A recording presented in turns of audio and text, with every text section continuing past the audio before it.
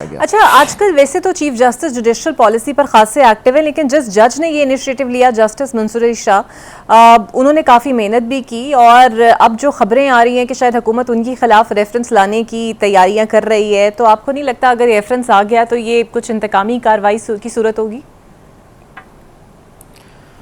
देखिए, पहले तो मैं आउटराइटली इस चीज़ को जो है वो डिनाई करूंगा। हुकूमत कोई रेफरेंस किसी जज के खिलाफ फिल वक्त नहीं ला रही और कोई ऐसा इरादा भी नहीं रखती। यहाँ पे ये मैं आपको बात ज़रूर बताऊं कि जस्टिस मंसूर अली शाह बहुत अच्छे जज हैं और जस्टिस मंसूर अली शाह साहब, क्योंकि अल्टरनेटिव डिस्प्यूट रेजोल्यूशन पे उनका खासा जो है वो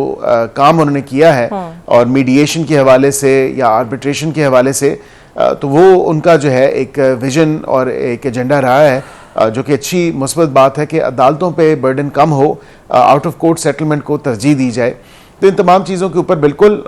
हम ADR पे भी काम कर रहे हैं, हम दीगर चीज़ों पे भी काम कर रहे हैं। तो हम तो नहीं समझते कि कोई ऐसी सूरत हाल या सिचुएशन फिलवक़्त है जिस पे कोई रेफरेंस फ़ाइल किया जाए या रेफरेंस लाया जाए। हुकूमत तो ऐसा कोई इरादा नहीं रखती। बिल्कुल सही। अच्छा सर, ये भी बताइएगा, ऑपोजिशन ग्रैंड अलायंस पर बहुत तेज़ी से काम कर रही है, ईद के बाद किसी तहरीक का चलाने का इरादा भी रखती है, तो हुकूमत ने इस हवाले से कुछ प्लान तैयार किया है, कुछ सोचा है कि दोबारा से मुज़ाकरात के रास्ते खोले जाएं, ये ना हुकूमत के लिए मुश्किलात ही बढ़ जाएं ईद के बाद?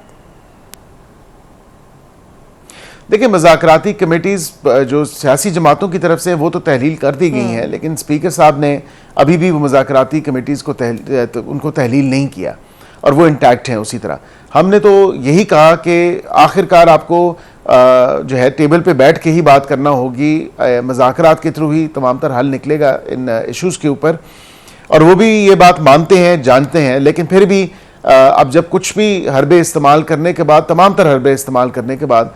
कुछ भी हासिल हसूल ना हो सका, तो फिर अब दोबारा जो है इंतशार की तरफ जाया जा रहा है। और वाज़े तौर पे दिखाई देता है कि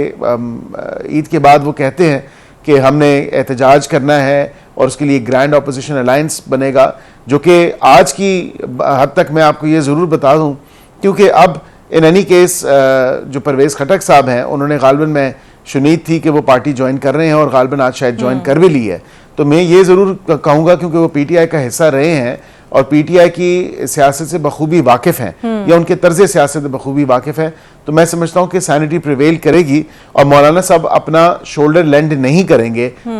और अपनी जो उनकी स्ट्रीट पावर है वो इस्तेमाल नहीं होने देंगे इनके सियासी घिनौने सियासी मकासद की आड़ में। तो मैं समझता हूँ कि बिल्कुल मौलाना साहब एक ज़ीरक सियासतदान हैं, he is well aware of the situation, और वो जानते हैं तमाम तर बात को कि वो किसी ऐसे एहतजाज का हिस्सा नहीं बनेंगे जो आइन और कानून से बालातर हो और जो इश्तियाल अंगेज हो या खून अंगेज हो। और बानी PTI के खतूत को तो आपकी पार्टी की तरफ से, ख्वाजा आसिफ की तरफ से भी बड़ा बरमला कहा जाता है कि ये मिन्नत तरले पे उतर आए हैं, लेकिन PTI कहती है कि हमें ऑफर्स हो रही हैं, नाहली ख़त्म कराने तक की भी ऑफर्स हो रही हैं। तो सर, ये ऑफर्स कहाँ से हो रही हैं? पता नहीं, ये या तो जिन्नात बता सकते हैं या मौक्कल बता सकते हैं ये ऑफर्स कहाँ से हो रही हैं, क्योंकि मेरे इल्म में तो ऐसी ऑफ़र नहीं है और ना हुकूमत के किसी रुकन के इल्म में या जहन में ऐसी ऑफ़र है। मैं नहीं समझता कि इस्टेब्लिशमेंट ने कोई भी ऐसी ऑफ़र की होगी इनको, और ये ऑफ़र्स इनकी ख्वाहिशात तो हो सकती हैं, लेकिन इसमें हकीकत कुछ नहीं है। अगर वाक़तन ऑफ़र्स हो रही होती तो फिर 3 ख़त लिखने की नौबत ना आती। बिल्कुल सही। और ये तो बात तय है कि डिजिटल पाकिस्तान बनाने की ख्वाहां है नून लीग, लेकिन फिर वही इलेक्शन कमीशन अदालतों में ये बताता है कि वोटिंग पर साइबर अटैक का खतरा बहुत ज़्यादा है, इसे हैक किया जा सकता है, हमारा इलेक्शन सिस्टम बार बार बैठ जाता है। तो सर, डिजिटल बनाएं, ज़रूर बनाएं, लेकिन आपको नहीं लगता इस सिस्टम को भी, वोटिंग को भी महफूज बनाना चाहिए? कि फिर पूरे पाकिस्तान को डिजिटल कैसे बनाएंगे अगर ये एलिमेंट ही रह जाएगा? तो देखिए, वोटिंग का जो तमाम तर मामला था, पहले भी जब आया था पिछले दौर हुकूमत में, तो उसमें PTI के अपने लोगों ने और अपनी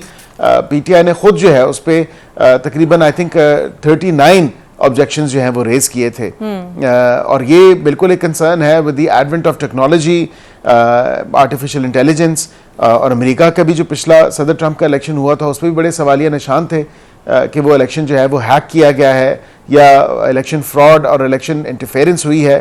थ्रू इलेक्ट्रॉनिक मीन्स। तो हम इस डे एंड एज जो टेक्नोलॉजिकल एडवांसमेंट्स हैं,